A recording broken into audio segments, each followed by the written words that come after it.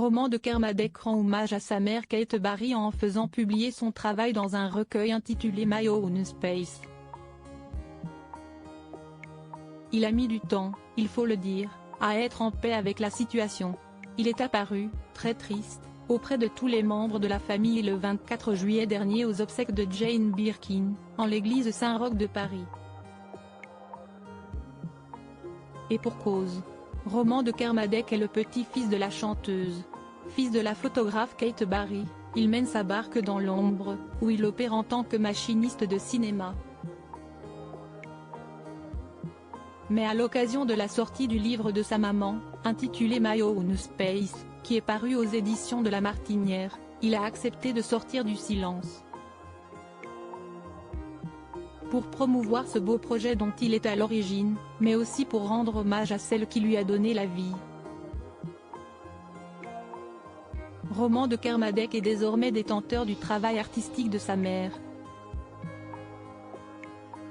Il a hérité de ses photos, bien qu'elle ait longtemps été stockée dans la cave de sa grand-mère Jane Birkin, à Paris et dans sa maison en Bretagne. Il a fini par les ressortir des cartons pour les biens du livre My Own Space. Mais peut-être cette épreuve était-elle trop compliquée jusqu'à présent. Kate Barry est morte en 2013 après avoir chuté de la fenêtre de son appartement, situé au 4e étage, dans le 16 arrondissement de Paris. La cause de sa chute n'a jamais été déterminée et Jane Birkin comme Charlotte Gainsbourg ont toujours favorisé la thèse de l'accident. Par Roman de Kermadec. Une mort accidentelle? Pour moi, non, explique-t-il aujourd'hui dans les pages du magazine Paris Match. Le jour de sa mort, Kate Barry devait dîner avec son nouveau compagnon, Uri. En lieu et place, elle a laissé Roman de Kermadec orphelin, quelle que soit la raison de ce terrible accident. Roman de Kermadec n'avait, fatalement, pas bien vécu cette période. Je suis allé vivre chez ma grand-mère et j'ai sombré, se souvient-il. Je me suis assommé d'alcool, c'était tellement violent de voir mon univers s'effondrer, d'être orphelin à 25 ans, sans comprendre vraiment pourquoi.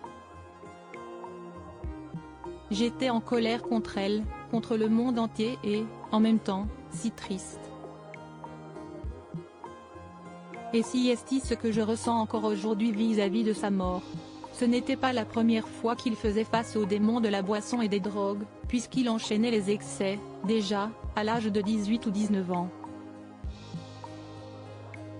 Si est à cette époque, en tout cas, que sa mère l'avait envoyé au Canada pour une première cure. Kate Barry a elle aussi fait face à la toxicomanie et en avait fait l'un de ses combats. Avant de se mettre à la photographie, elle s'est battue pour la création d'APT, son centre pour aider les personnes toxicodépendantes, se souvient Roman. C'était sa façon de se réparer de sa toxicomanie, de se réparer tout court, ajoute-t-il.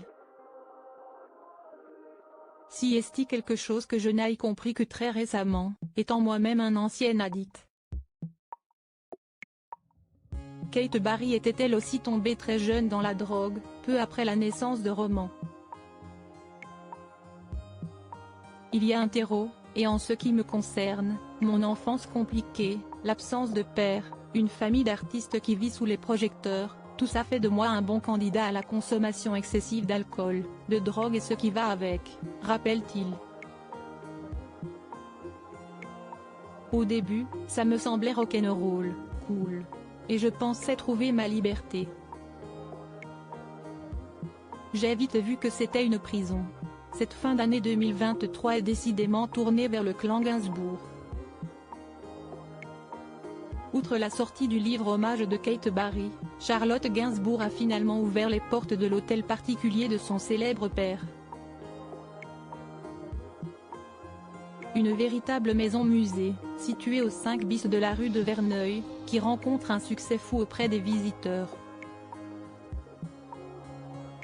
Retrouvez l'interview de Roman de Kermadec dans le magazine Paris Match.